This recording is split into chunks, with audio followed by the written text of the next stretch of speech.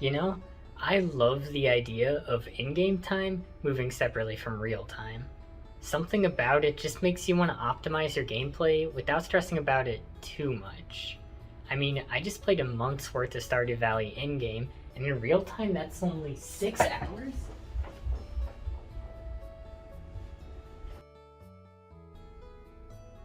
Hey guys, I'm back. Wearing a different shirt now for fun, and not because it's a different day.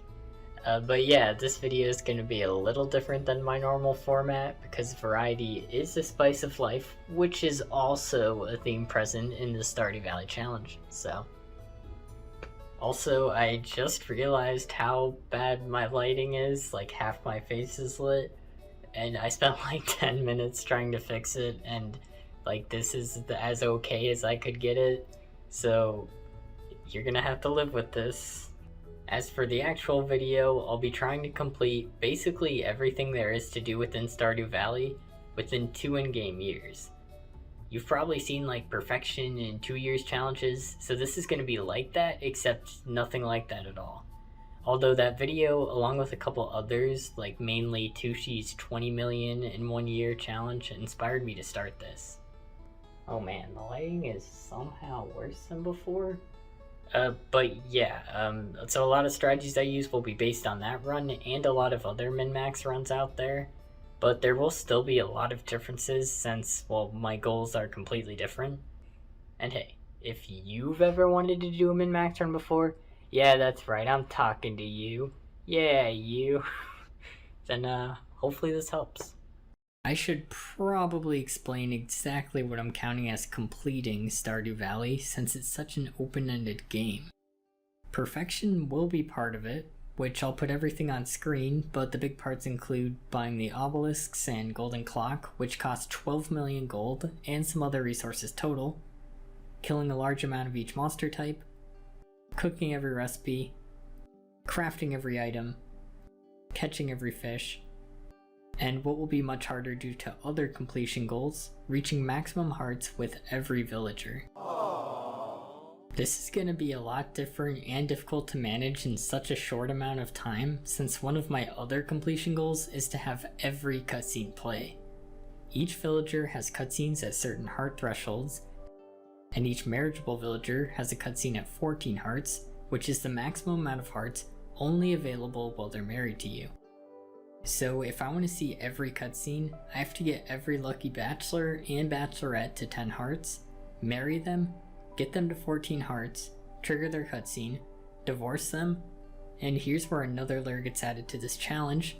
Since they hate you after divorcing them without even talking to them first, and for no good reason.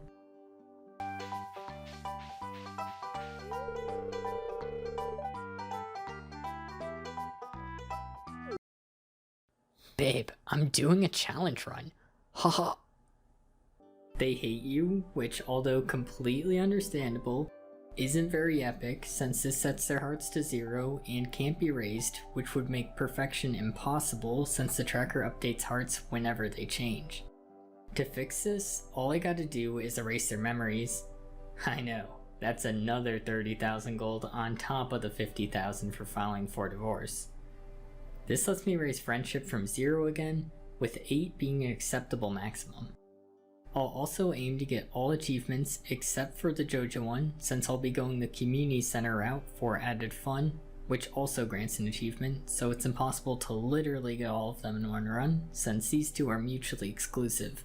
Most of them come naturally or as part of reaching perfection, but some notable ones I'll have to go out of my way for are Full House, where I'll need to stay married to someone long enough to have 2 kids, and resist my temptation of turning them into doves. For now. A Big Help, where I'll need to complete 40 help wanted quests, though special orders also count for this, and I'll be required to do most of them for crafting recipes and cutscenes anyway. Polyculture, where I need to ship 15 of one crop. Monoculture, where I need to ship 300 of one crop. And Fector's Challenge, which doesn't really have anything to do with my time-oriented goal, since time stops while using an arcade machine. It's just gonna be really difficult, okay? There's a lot more, but they're mostly smaller things, so I'll put them on screen. And just say as a general rule that all once per save file things except like getting coal from the minecarts and backpacks every floor in the Skull Cavern, since it's random if a floor even spawns in a layout which has one of these, and also going to the bottom of the Skull Cavern would take forever. And why am I explaining this? Nobody would have even said anything. Okay, let's get into the run. Before the actual game, there's two important choices to make during the character selection screen. Choosing the male or female farmer affects whether your mom or dad send you mail respectively. That being said, I probably picked wrong by going with the male farmer. Both parents mail you at the same 4 total earnings thresholds, with the two most important being 5,000 gold and 15,000 gold. At 15,000 gold, both parents mail the player 500 gold, but at 5,000, the dad will mail you 500 gold and the mom will mail you a single cookie that sells for 140 gold. Basically, the farmer's mom only loves the farmer 20% 8. Nice going, Alec. 20%. Basically, the farmer's mom only loves the farmer 28% as much as the dad. This may sound small, but early on especially, every gold counts. Then again, the dad gives the farmer 30 stone at 120,000 gold, and the mom a pink cake, so she wins this one. Never mind. The other important choice is which shirt to pick. Since having every shirt and pair of pants is one of my completion goals, and tailoring each shirt requires a certain item, already having a shirt of the rarest or most valuable item already contributes towards this goal. I picked a shirt that uses a rabbit's foot since they're rare and valuable. And I mean, look at that shirt. Aw, it looks like a little mouth when fishing. Okay, let's actually get into the run.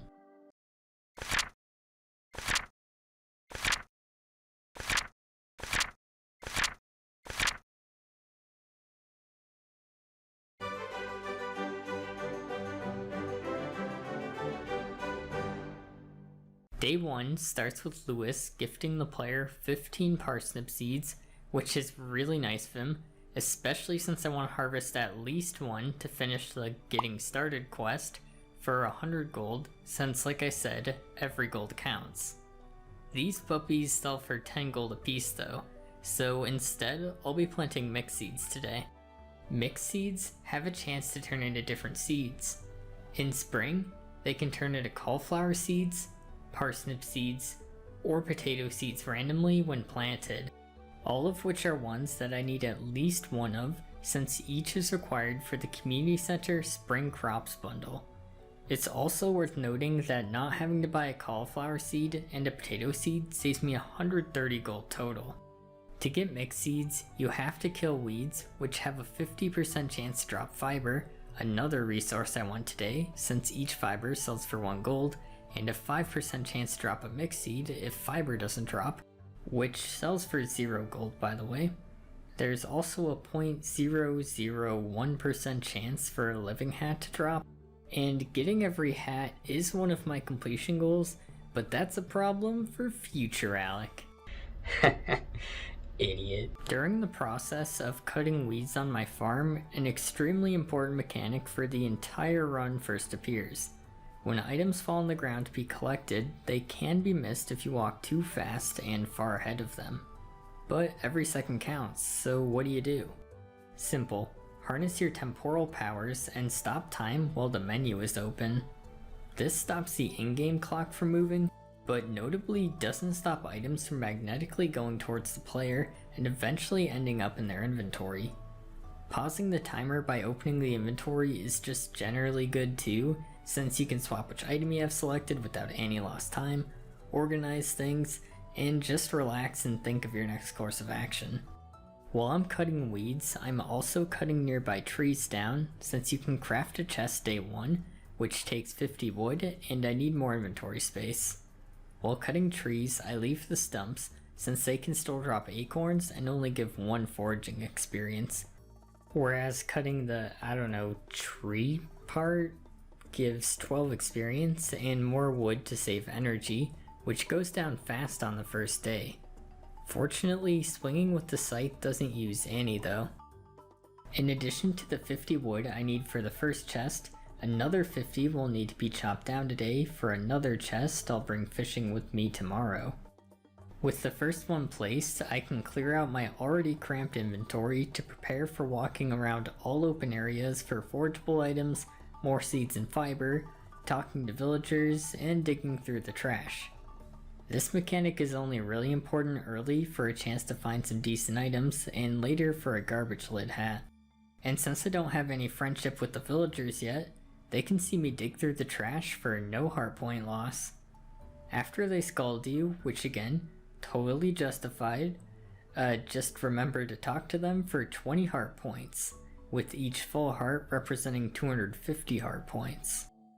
I ended up resetting this day many times until I got a great attempt with good mixing RNG, good amount of forageables, coal, and spring onions. Instead of completing the introductions quest, which won't be finished this season by the way, I map out my day to maximize profit and prepare for the upcoming days. Forageables and the layouts of weeds aren't something that change when resetting the day, since that's decided by the save file seed. So to change them, I have to make a new character each time.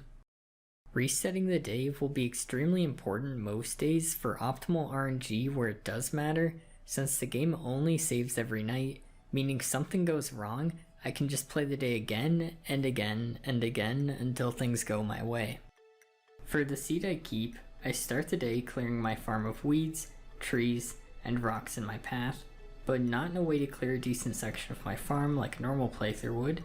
That way I can maximize my resources. At 10:50 AM, I plant my mix seeds and can tell by the pattern that one is a potato and one is a cauliflower, which is acceptable since planting one parsnip seed and selling the rest is still better than not getting one of the seeds I just planted, and I still have a chance to get a mixed parsnip seed later. I leave the farm through the upper exit to look for forageables and talk to Linus before exiting through the path near Robin's house. This area near the community center is a good spot for forageables and weeds to cut. On my way down, I need to stop by Pierre's to buy a bean starter, since this can't grow from mixed seeds and is needed for the spring crops bundle. I also talked to everyone in the shop. From there, I look through trash while making my way to the beach and talk to Elliot before picking up beach forageables that sell for a decent price. I head back up to check all the trash cans on the right of the map and get iron ore from Clint's trash can. Copper ore would have been much better, but this is still good. I loop around the map to make my way through the remaining trash cans and talk to some more villagers en route. After some weeding, I'm on my way back to the farm through the bus stop, which has some forageables. At the farm I can empty my inventory and plant my spoils. The only mix seeds I got ended up being another potato, which is okay. I'll still water it since these have a chance to turn into more potatoes at harvest. I also plant and water my bean starter. While I'm here, I unload everything I don't need into the shipping bin, including all the excess wood and stone I got for that little bit extra cash. Then I start heading down my farm, which has a lot more weeds on the way, and an exit to Cindersap Forest. This is the first area where taking a screenshot in the options menu is especially useful. These screenshots take a full picture of the map you're currently on. I think designed this way to take a full picture of your farm, but nothing's stopping you from using it to see all the locations of forageables and layout of the map you're on for an optimal path and knowledge of areas that aren't worth your time to venture. The path I go makes sure to cut nearby weeds, and after clearing the area of forageables and shaking trees for possible acorn drops, I re-enter my farm through the bottom. It's getting dark, I'm very low on energy, and it's the first day, so a normal run would just go to bed now since there isn't much else to do. But for a min-max run, every second counts, so we'll just be eating food for energy and playing while it's dark out. Spring onions sold for the exceptionally low price of 8 gold. I think they might even be the only type of food in the game that gives you energy greater than or equal to the sell price, so I'll be eating them before anything else.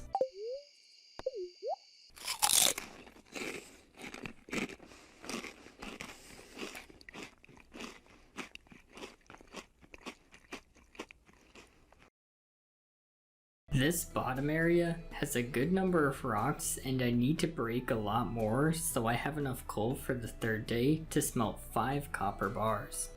I love min-maxing in this game.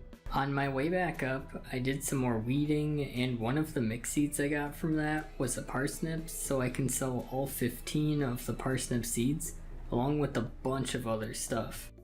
Eating spring onions just to chop rocks and sticks isn't a great use of the ones I have left over, so I just cut some of the further away weeds before heading back near the house.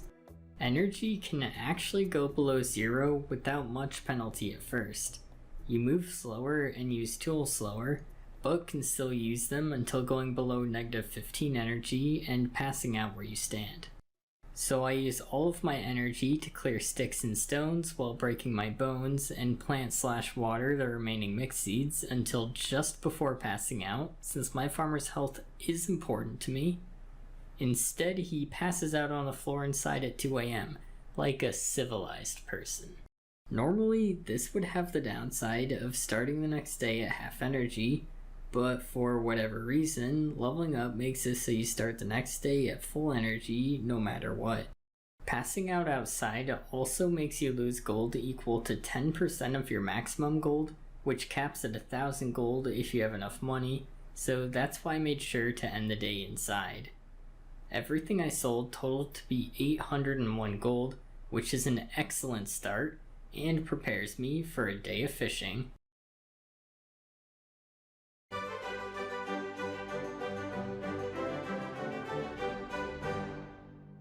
Day 2 is when Willie gets back from his fishing trip, which is great because he'll give the player their first fishing rod for free.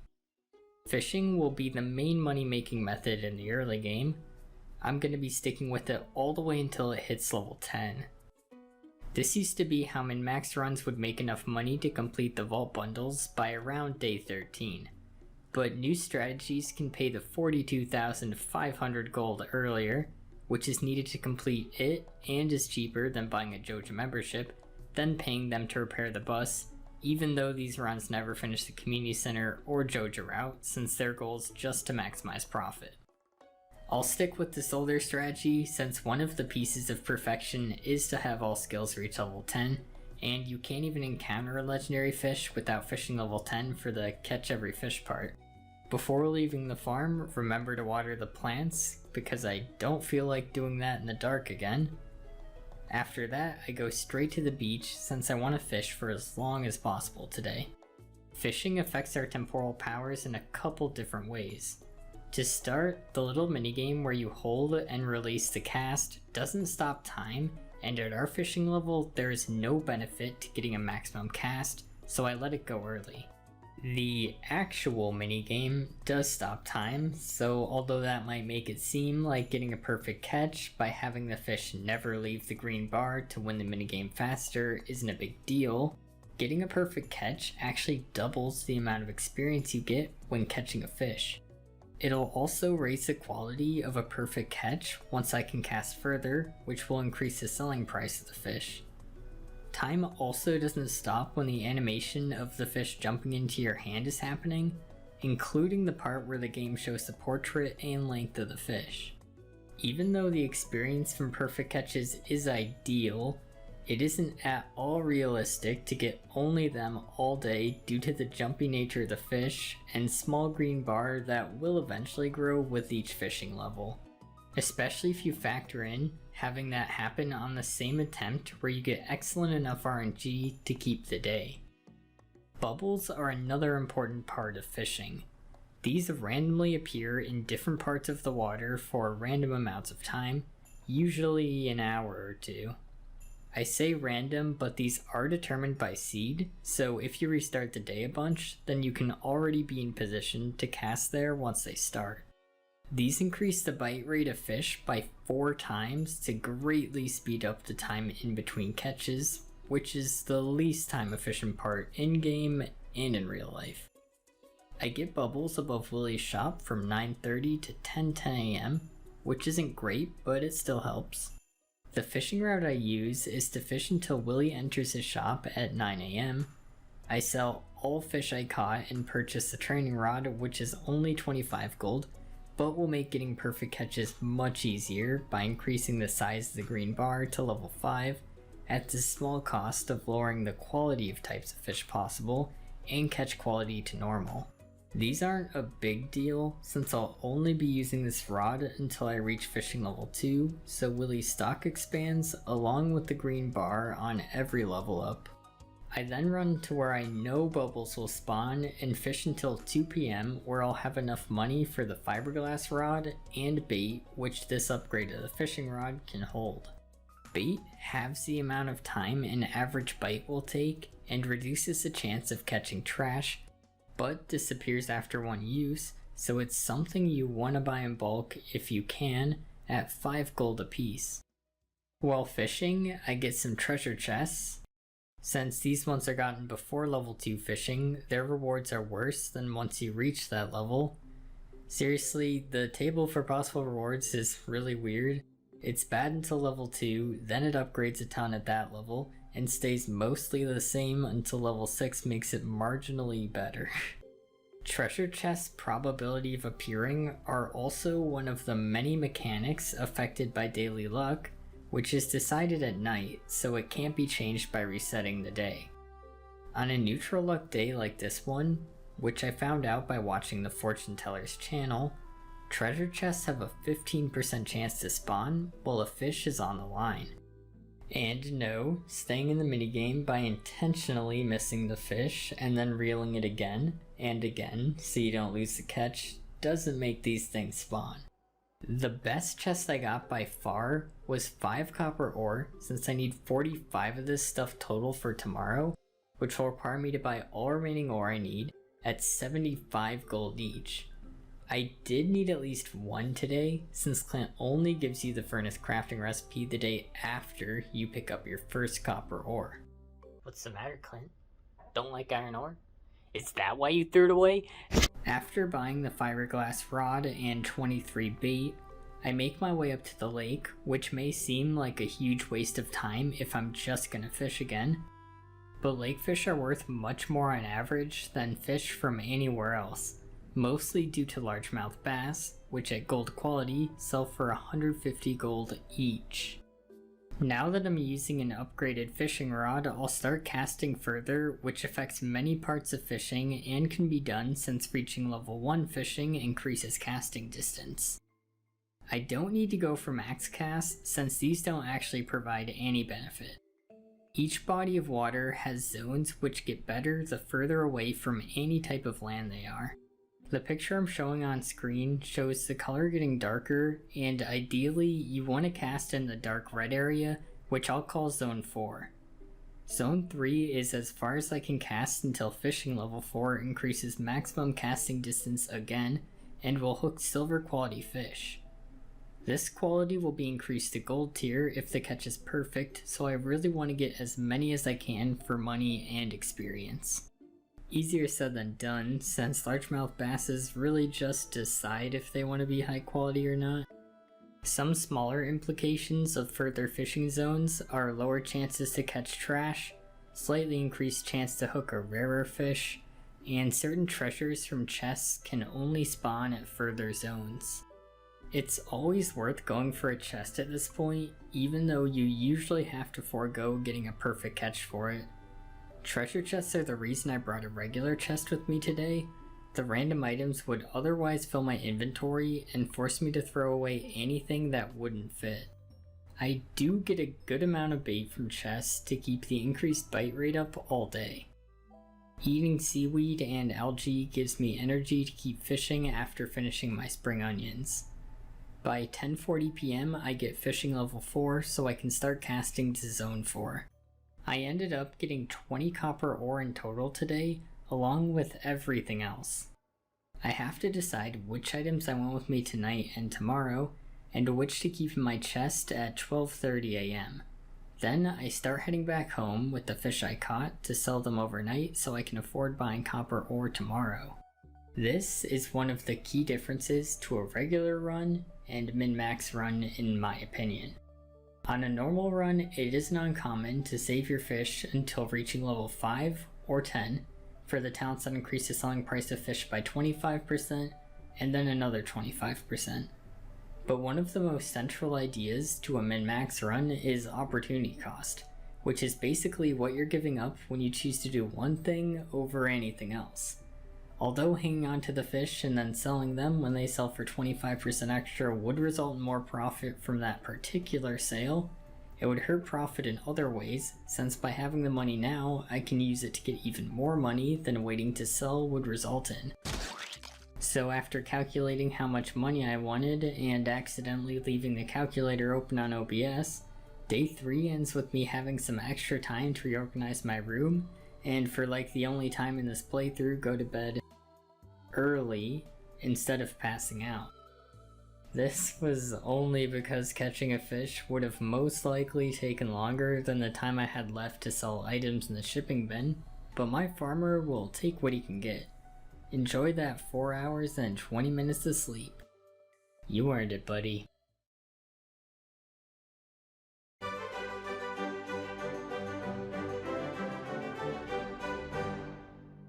Day 3 is programmed to always rain, which is great because I don't have to water my crops. Yeah, not really. I mean, that's nice and all, but what's really great about the rain is that certain fish only spawn during this weather, and these fish sell for a lot more. Since I got copper ore the other day, Clint teaches me the crafting recipe for a furnace once I leave my house, which takes 20 copper ore and 25 stone, both of which I already have.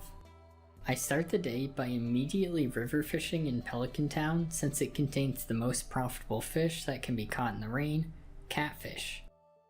All's games all day? Or all games all day? I don't know why I said alls, but hello? I've been resetting this. I've reset this day like 5 times already. Catfish are tough to catch, but they're the most profitable fish. And I haven't been getting good RNG with the chests. See, they keep spawning during catfish, which is that just sums up in general what's been happening. Catfish have been like impossible to catch because their patterns are like just all over the place, and then chests have been only spawning on catfish, which I need chests. Here, I start using angled casts, which allow me to fish in zone 4, since the tile I'm aiming for is further away from the land directly in front of it. I continue fishing until around 11 AM, so I have time to stop by Willie's shop, since I can sell what I've caught so far today, and calculate how much money I'll have left over from upgrading the pickaxe to use all money not needed on 82 bait.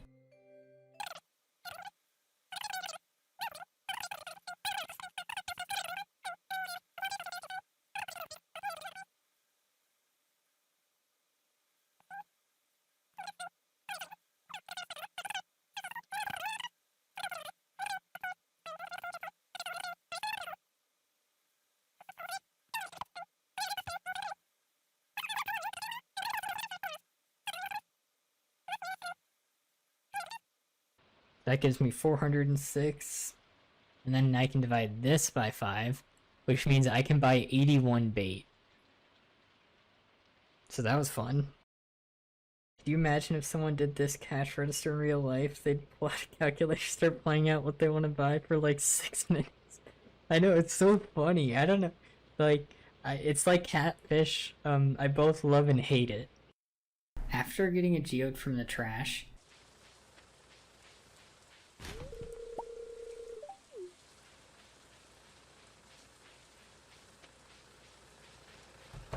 I opened that geode along with the ones I got from treasure chests, which cost 25 gold to open each.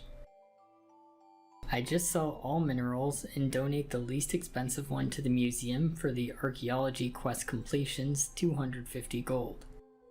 Before leaving Clint's, I buy the remaining copper ore that I need right now. Clint's shop closes at 4 PM, so I need to have 5 copper bars smelted before that since the pickaxe needs to go in today. 1 copper bar takes 5 copper ore, 1 piece of coal, and 30 in-game minutes in a furnace. These 30 minutes only count the clock changing the time, so even if you put copper ore in a second before the clock becomes 1:10 PM, it will finish once the clock reaches 1:30 p.m. In hindsight, I probably should have fished on the bridge so I could get zone 4 fish, and I had enough time to run to Clint's from there. I guess my brain was stuck on previous attempts where I didn't get to Clint's until later. After turning in the pickaxe, I fish at some bubbles until they run out and run back to my old spot. Which again, probably wasn't the play since I could reach zone 4 fish from the bridge, but I think I really just didn't notice I was already reaching that zone for some reason. I don't know. There are a bunch of small mistakes in a run like this that I wouldn't make if I did it again, but you gotta start somewhere, right? I'm gonna keep fishing until I pass out, and this time I don't have a chest to store excess items. Instead, I just throw items on the ground so I have inventory space for potential treasure chests, since throwing an item from here would make it disappear into the water. And at 1:50 AM, decide which items to keep and which ones will inevitably despawn once I reset day 4 for the first time. After passing out, since I reached level 6 in fishing, and at level 5 each skill prompts the player to pick one of 2 professions, I choose the one that increases the selling price of fish by 25%.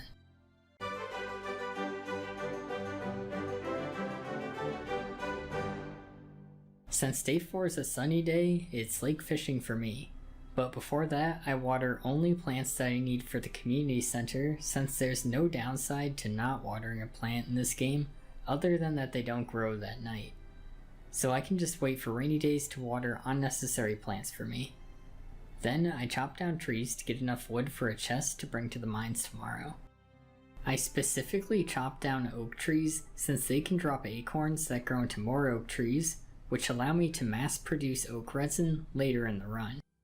When going to the mountains, it's faster to go through the top of your farm instead of going through the bus stop and then community center area to get there. I eat iridium quality fish for energy, since all types of food gain more energy on higher tiers faster than they gain sell price.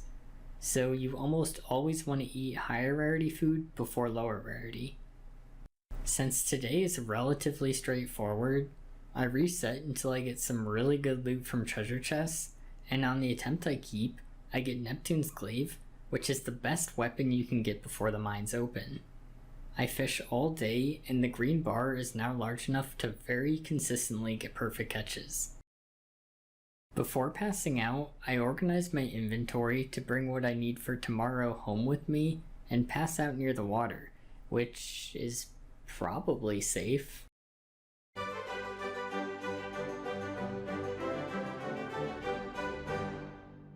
Day 5 is a very important day for any run.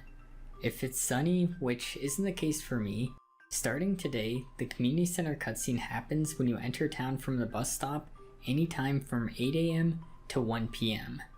Even more important, the mines open today, which is why we turn in our pickaxe to be upgraded to copper for our first day there.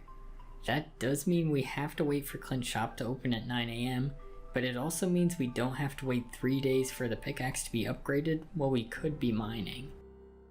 The first thing I did when I got up was move some acorns that I realized would be in the way of buildings to somewhere where that wouldn't be a problem.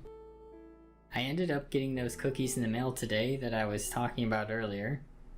I bring a fishing rod, furnace, glaive, 50 wood, and fish for energy to prepare for the mines. Before I can enter, I fish until 8:30 AM so I can be at Clint's when it opens.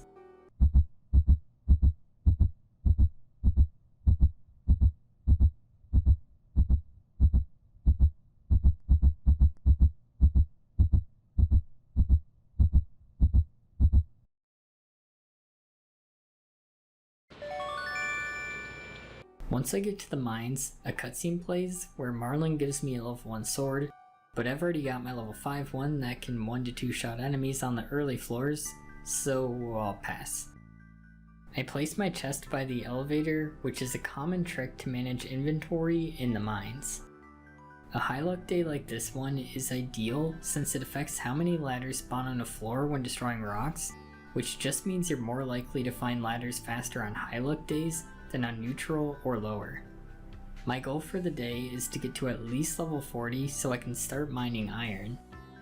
I also want to be destroying crates when I can, since I need hardwood from them for a bundle that requires 10, and I want all of that by the 12th at the latest. Speaking of destroying, enemies have a 15% chance, not affected by daily luck, to drop a ladder when they die, and since I quickly 1 to 2 shot all of them right now, it's worth killing nearby enemies since using a sword doesn't cost energy for some reason, and I need to meet my monster slaying goals eventually anyway. Every 5 levels has an elevator that gets fixed, so I always take it back up to drop off items I don't need to prevent my inventory from becoming full, and then take the elevator back to where I was. The last trick up my sleeve when mining is to once again take a screenshot.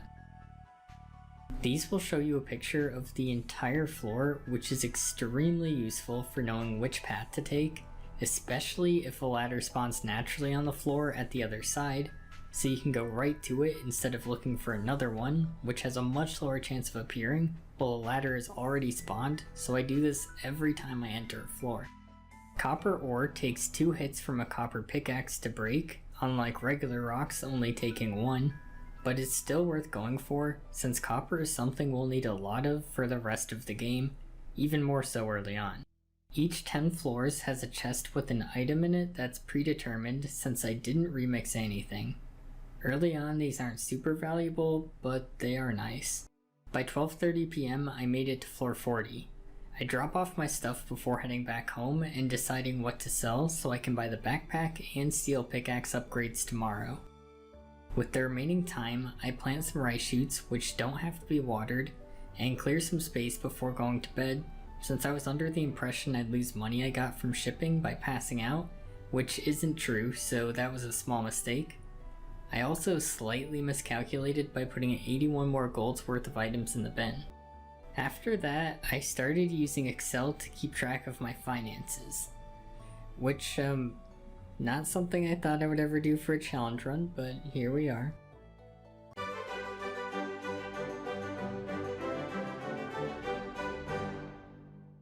I headed straight to the mines before even watering today.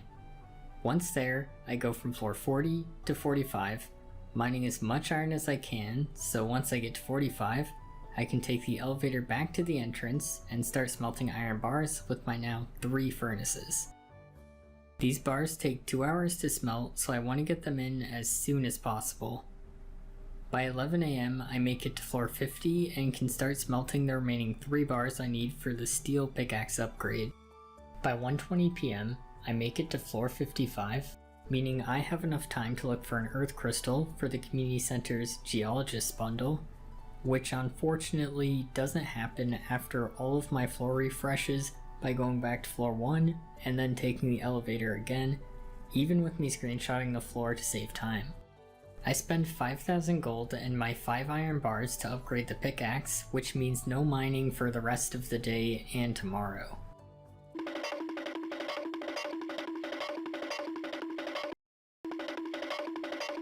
After Clint's, I head over to Pierre's for the backpack upgrade and spend my extra money on parsnip seeds so I don't lose as much money when passing out. I also originally wanted to hit level 1 farming for a higher chance to harvest gold quality parsnips, but changed the strategy later since the quality crops bundle can be completed fall of year 1 without them, which is when I plan to complete the entire community center for an early Ginger Island. There is so much cool strategy and routing in this game, man. I head through the bus stop to pick up forageables, and once back on the farm, plant parsnip seeds so I only have 14 crops on my field. Any more and ravens can start spawning and eating them. I also found some retaining soil in crates, which gives crops a chance to remain watered overnight, so I placed that on necessary crops to save me some time watering in the future. I head back to the mountains and spend the rest of the night fishing until passing out. The extra inventory is really nice here.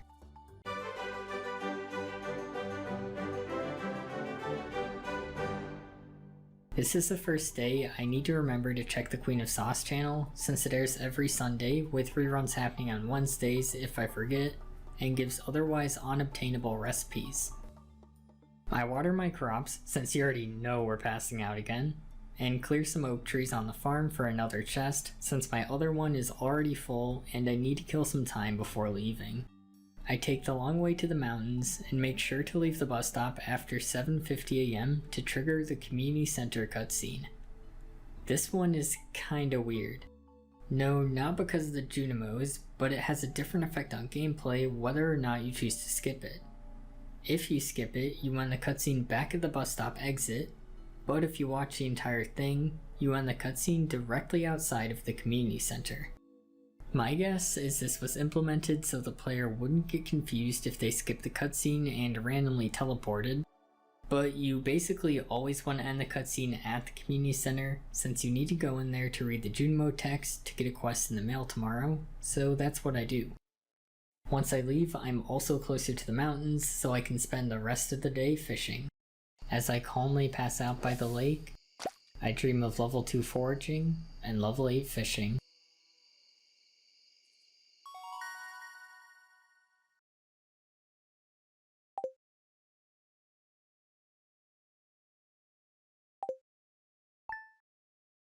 So this video is packed with information and is like 40 minutes long, and I kind of planned on the entirety of spring being maybe an hour, which I mean, obviously that's not happening anymore, but what I think I'll do is I'll cut the video here with it being the first week of spring, and then next time I'll just finish spring, which is already recorded by the way, and you've got a lot to look forward to with an early skull cavern, a day 1 lucky ring there, a slime hutch, huh? And a ton more. So subscribe, or else you might miss it. This isn't a threat.